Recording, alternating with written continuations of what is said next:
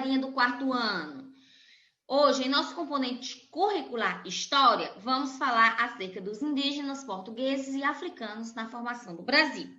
Como vocês sabem, o povo brasileiro ele é resultado da miscigenação de vários povos. E os indígenas, os portugueses e os africanos são os principais grupos. No entanto, há vários imigrantes vindos de outras partes do mundo, principalmente a partir do século XIX. E todos esses povos, eles formam o povo brasileiro.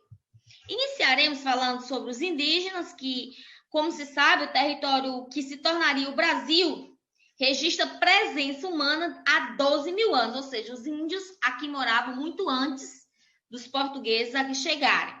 Então, os indígenas, eles ocupavam toda a superfície, especialmente o litoral.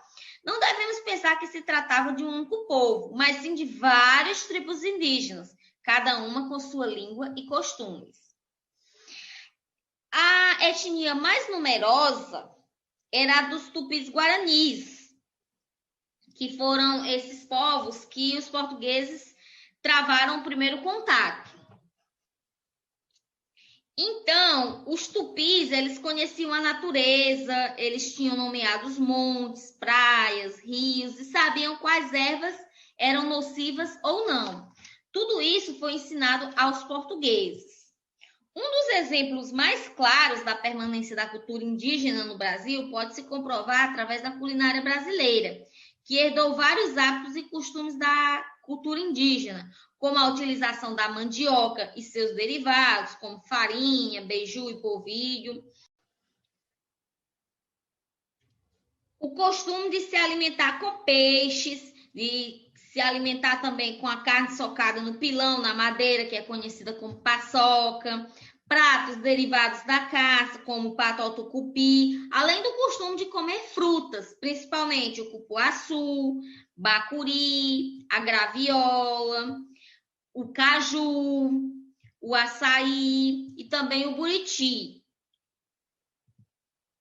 Dos índios também herdamos essa cultura da crença em ervas, a cura através de plantas. Por isso, sempre a gente se recorre a pó de guaraná, boldo, óleo de copaíba, semente de sucupira, entre outros, para curar certas doenças. Então, esse foi um outro costume que a gente herdou dos índios.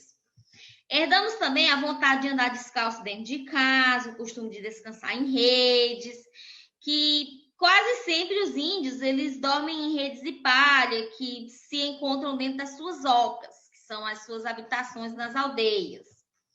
Os portugueses eles foram o primeiro grupo europeu a apontar no Brasil.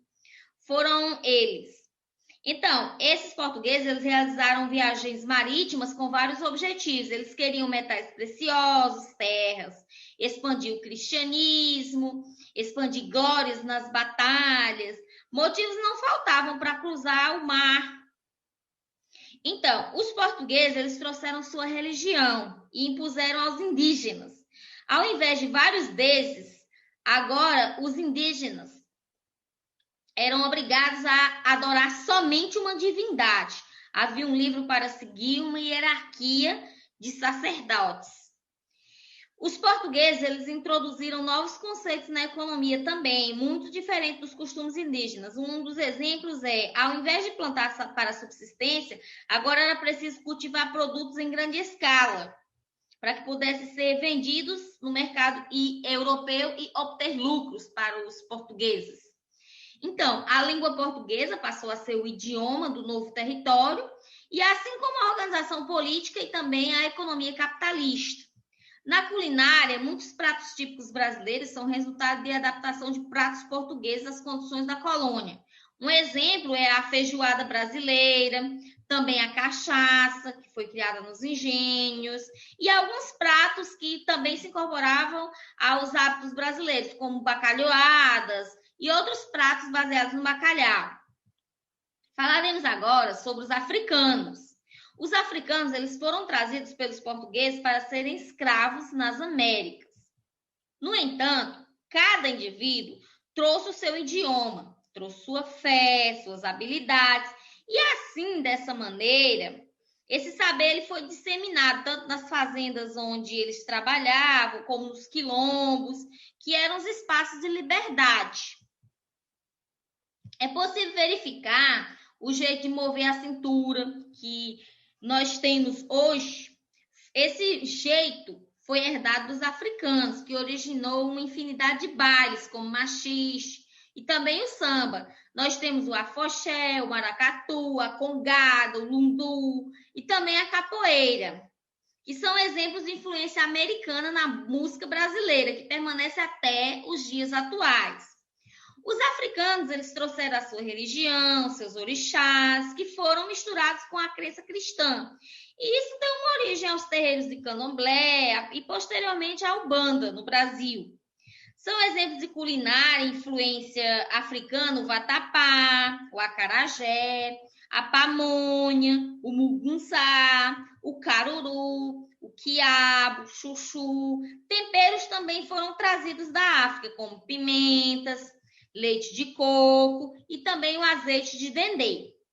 Bem, esta foi a nossa aula. Espero que vocês tenham gostado, tenham aprendido um pouco mais sobre esses 3 povos principais que formaram a miscigenação brasileira.